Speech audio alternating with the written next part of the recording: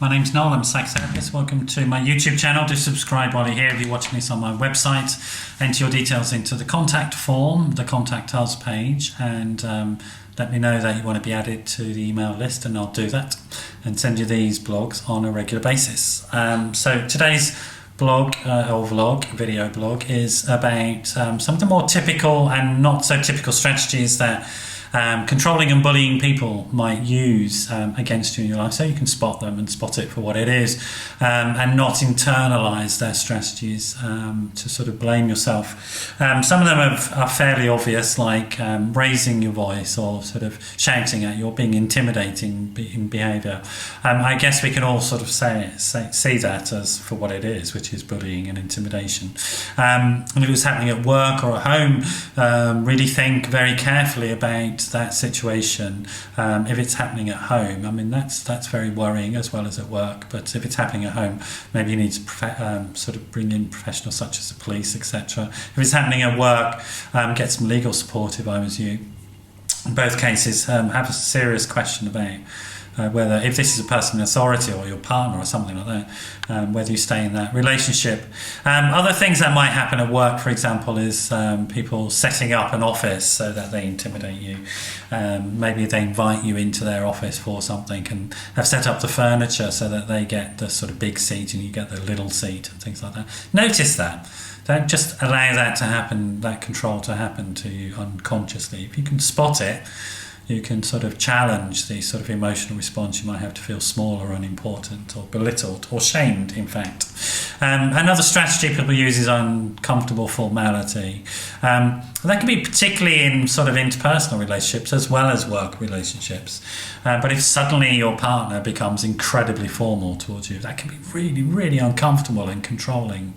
And perversely, you could do it yourself as well. So do spot those things when they're happening. They're designed to control your emotional response, control your behavioural response. And then somebody who's sort of overly investing in red tape, that's connected to this one. The sort of over procedural type person who sort of refers to all the subclauses and rules. Again, it's a control strategy, and often designed to evade clarity, in fact, sort of evade or hide an issue. So if you're seeing that happening, ask yourself the question of, well, what's going on underneath all of that? Not in the person, but in the situation. What are they trying to hide? Physical, sort of crowding your physical space is often used as a strategy by controlling people. They get a bit too close. They sit uncomfortably close, or they tower above you when you're at your desk. It's particularly, I've seen that with guys doing it to women at their desks at work, and the guys will come and stand with their hands on the desk, you know what I mean, and look down. That can be sort of physically intimidating, designed to control, and then will make sort of statements, such a controlling statement, such as "you must do this." So look out for that sort of thing. Raising your voice, we've done. Okay, the sort of losing patience, the sort of losing patience with you and walking out, passive-aggressive communication styles, making unreasonable demands of you, and then when you're pointing out that they're unreasonable, just walking away and leaving you holding these things. The emotional abuse ones, which are constant criticism, constant undermining and judging. Watch out whether you get positive judgment or negative judgment. Actually, it's not really, particularly work, for example, it's not appropriate for anybody to be giving you either type of feedback unless you ask for it. And be very cautious about asking for feedback, either positive or negative. You give people power in that way. Other things that people do is not giving you enough time to sort of think about your decision, demanding, giving you an unrealistic deadline. I need a decision in 5 minutes. Okay, you're not going to get one. That's the way it is. Just deal with the or else. I wouldn't rush your decisions unless you've really thought it through. And then thinking about, threatening unreasonable consequences. If I don't get this is what will happen. The nuclear war will happen. And I guess the point is, if somebody decides to press the nuclear button, they're going to blow themselves up as much as you.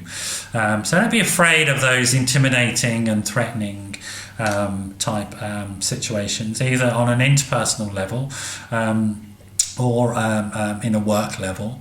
If you're having these types of things regularly from a boss, a colleague, a partner, a friend, anybody you're in regular contact with in that sort of situation, you've got a problem. You've got a problem with that person. If they're using these types of strategies on you and other people, and they will be using them on many people, I'm sure, then you do have a problem. You need to sort of get help with it. If you're if you're threatened at all at home, through partner violence or control and people undermining you, I suggest you contact the police and your local domestic abuse team and a solicitor and get help for that. It's quite serious stuff. Don't live with that.